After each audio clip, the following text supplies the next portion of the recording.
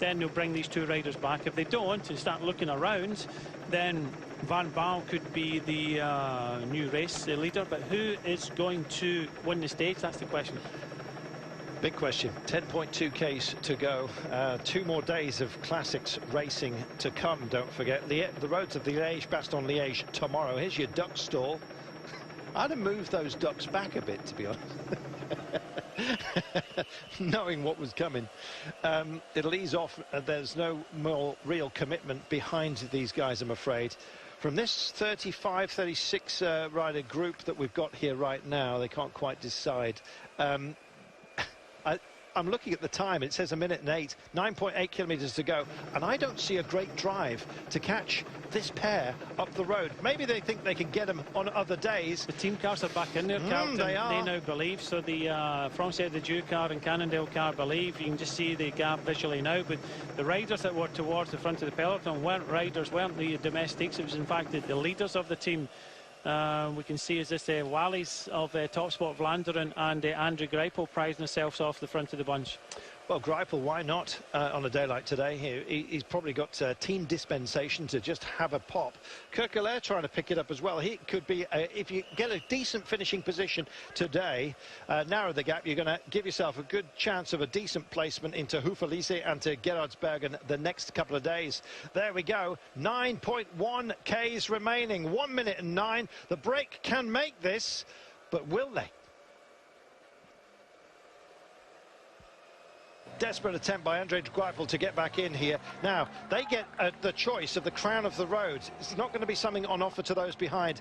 Please don't let that car that just accelerated rapidly towards them to get over that last little bump to get erroneously engaged in proceedings. Let's just hope not. It's lights flaring out. It really is a dance for you right now.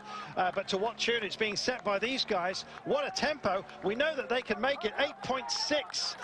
Now they've got one more climb to take. That's up to Vindrak for the last time of asking. This is 350 meters at 8%. They've dealt with it, Brian. Yeah, it looks very much doable now. Van Baal was given an opportunity in the Tour of Britain last year, took the rewards. The others miscalculated. I do think because of the rain, it really helped these two riders. It does look as if now they'll hang on to take first and second in the stage. There we go.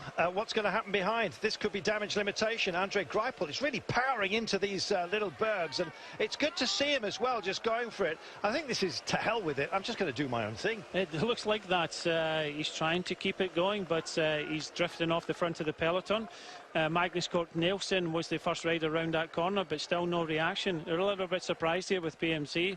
Greg Van Avermaet and Philip Gilbert. I know there's still a couple of days to go, but when you get a sprinter disappearing up the roads, it means that there's no real chase in the peloton. Yeah, absolutely, especially on a distance such as this. 180 kilometres, 179.6 today, 208.6.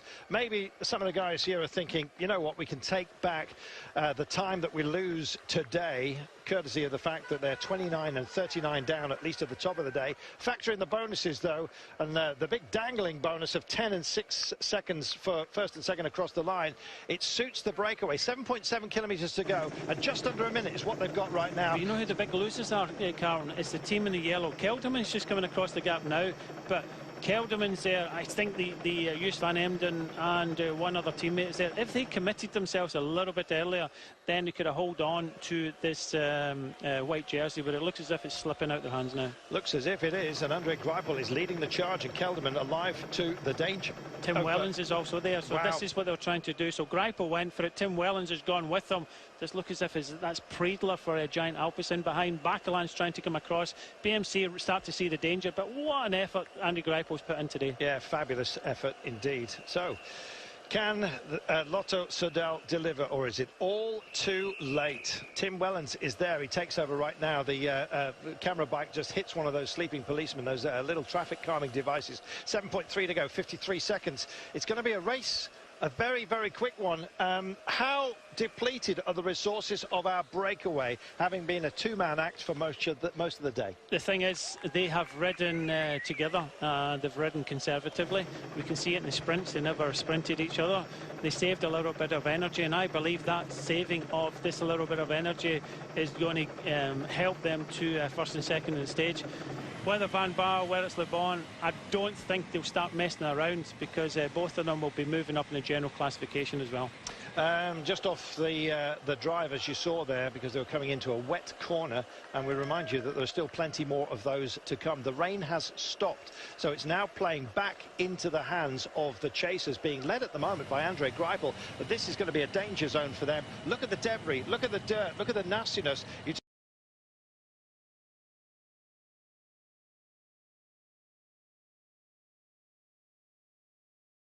It does look as if they are, if that time gap is right, 43 seconds, because it's only 2 riders.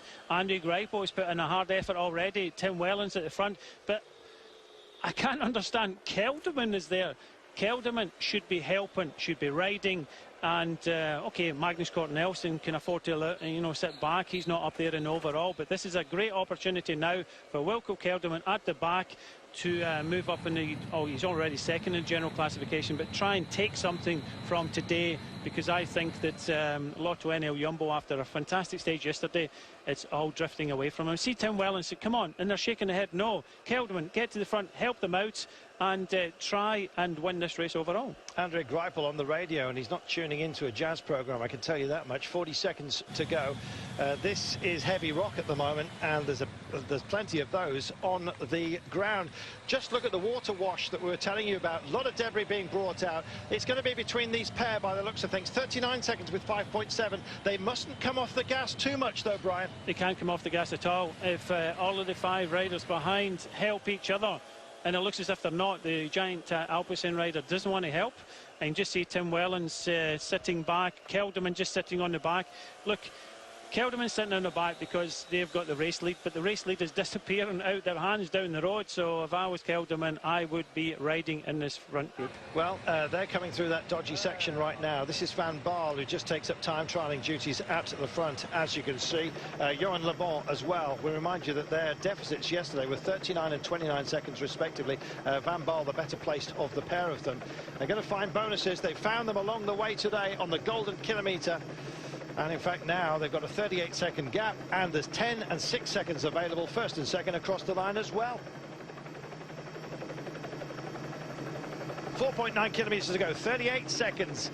I don't trust that clock, to be honest. It's been solid for a bit too long. 39, it's going back, it's lengthening. I saw Andre Greipel shake his head, and I think that was he was listening in the radio as well, because it was they were screaming in his ear. He's done his job essentially, but they were getting no help behind. He's done a super job. Tim Wellens now comes to the front.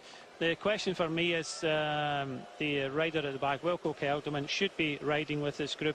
Normally when you get the race lead, you don't help out, you can't sit on, but 250 metres over the top of the climb, they should have 30 seconds at least, which I think is going to be enough to keep them away for the finish. They've dealt with the climb, actually. This Primus coming on a little flatter section, and they're still sharing duties out of the saddle. They just want to take on this little tiny ramp, nothing too serious. Then 4 kilometres from home, 36 seconds. What's the gap going to be ultimately, though? That is going to prove crucial, and then it's a question of just holding on to that if these two do bring this home. It's tumbling down now, 32 seconds. You can't take anything for granted, not yet. Yeah, it's always going to come down. Kelderman decides he comes to the front now, but Tim Wellens still in there. Greipel, what? I can't, I don't think he thought he would be here at the end of the day, but he's done a fantastic effort for his team. Magnus Cort Nelson just sitting in there. I still don't know who the giant Alpecin rider is, but Kelderman decides very late now he has to get involved. If he'd got involved a little bit earlier, he could be battling out for the win. 25 seconds now. It really is tumbling. 3.3 kilometres to go. I'm hoping it's not going to be heartbreak for these guys, and that the motorcycle just gets out of there, frankly. It's difficult sometimes for a motorcycle to take the traffic calming. They get it hit harder than the riders, but right now hitting it hard is Andre Greipel, and Kelderman doesn't. I don't know. If Kelderman commits, he will take the leader's jersey and save the day for Lotto NL Jumbo if he commits 100% now. Well, these guys have been near to 100% most of the day. Van Baarle sends the arm out. You can see the fatigue that's coming in. They're under pressure. Their team are informing them what the gap is. 3 kilometres to go, 22 seconds. Can they still make it? I still think they can. 21 seconds now, 3 kilometres. You can just see them in the distance. If all these 5 riders behind commit themselves, then it's going to be a sprint finish. But I still think they'll look at each other. It's down to Greipel. How much has Greipel got left in the tank? Because he's the only one that is looking as if he is the instigator of bringing these guys back. 19 seconds now, and Le Bon takes a big look, and he sees on the curve of the road that these guys are there. 2.8 kilometres to go. I think they're possibly going to get caught. Are they going to get caught, though? It's going to be a big ask as they come down to this little dip. It doesn't look like 19 seconds to me. We'll time it for you in a few moments' time. My goodness, 2.7 kilometres to go. Have they done enough? These guys can, we've told you a number of times, time trial though. They've got to do an absolute belter now with 2.6 to go. Well, it's still hanging in there. The giant Alpecin rider is Jörg Priedler. So Priedler is the rider behind. Like I said before, if they all commit, they can bring these riders back. It's still hanging on, still believable. So Greipel, Wellens, Kelderman, Priedler and Magnus Cort Nelson have got a slender advantage to shut down, and we move back to what's left of the peloton. BMC have really missed out today. They're all rushing into this, rushing into the void. 2.3 kilometres, and Le Bon's stretched his legs. Well, it's proper racing from Le Bon right now. He suddenly realised, just look how nervous he is. Get out of our way, says the cameraman. Of course, allez, and do get lost, for goodness sake.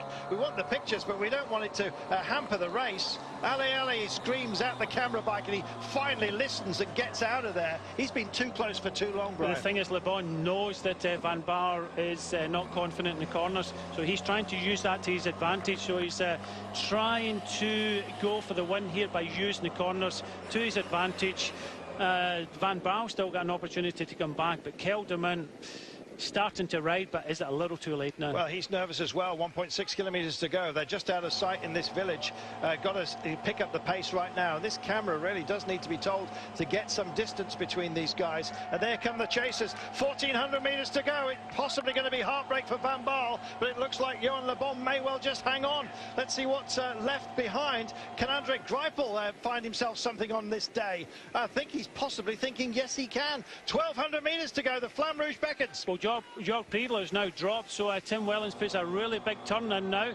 Van Baal is almost coming back to Le Bon. I still don't think it's enough for the riders behind. I think 1 kilometre to go. Van Baal is coming back. Who is going to win? Still in the balance. Still very much in the balance. What a day we've had today. It's been a treat for you guys at home, I'm sure. You tune in on stage 5 of the Eneco and you don't think you're going to see much drama. Well, we've had plenty of it today. A cloud burst and it cast many an ambition asunder. We've got 2 time trialists at the moment against classics and sprinters, boys, behind. Can they deliver it? Here comes Van Baal trying to get back on the wheel of Le Bon. It's going absolutely down to the wire, this. Yeah, Neil biting stuff, and Andy Greipel is actually burying himself for Tim Wellens. Kelderman is there, Magnus Cort Nelson, but it looks as if the stage is between Van Baal and Le Bon. Well, they had to be very careful through the corners. They've taken just about the last one right now. They disappear out of view. There is Le Bon. There is Van Baal. They've been out there for much of the day, and the chasers, I don't think, are going to catch them. 150 metres to go. What a fantastic stage this has been. Absolute brilliant stuff, both for Le Bon, who says my stage, and Van Baal, who says thank you very much. Both of them can take a bow. Absolutely superb stuff. And what's left for everybody else? A time gap, some reverence, and maybe a story of what might have been. What a day. What a day. And Magnus Cort Nelson comes up and takes the 3rd place there. Looks as if Thijs Benoot with Philip Gilbert battling out, so a fun sprint taken by Thijs Benoot. Wow, 10, 6 and 4 seconds, 10 and 6 going to Le Bon and Dylan Van Baal. They did a joyous run today, and there may even be a gap between them of a second. I wouldn't be surprised. What a result for Johan Le Bon and Dylan Van Baal, the pair of them youngsters, and they rode like seasoned pros today. They did, but I think, doing my maths at the moment, Le Bon wins the stage, Van Baal takes seconds, but it does look as if Wilco Kelderman has possibly saved the day for Lotto NL Jumbo and will take that white leader's jersey. So close, so much to ride for. 2 stages remaining of this great race.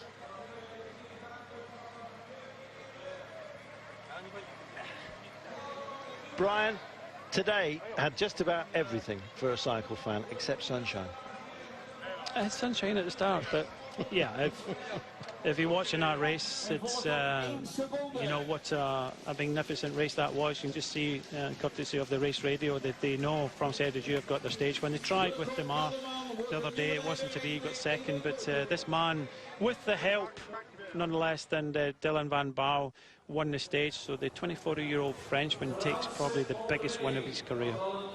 Back of the net. I think he's rather pleased with that. Well, he used the corners. He used the corners to his advantage, and you know, if both of them deserved to win, so it was a great effort by both of them, not using too much energy by sprinting for the bonuses. Johan Lebon finishes same time as Dylan Van Baal. That might be a factor. Magnus Cort Nielsen and Kelderman significantly 9 seconds down.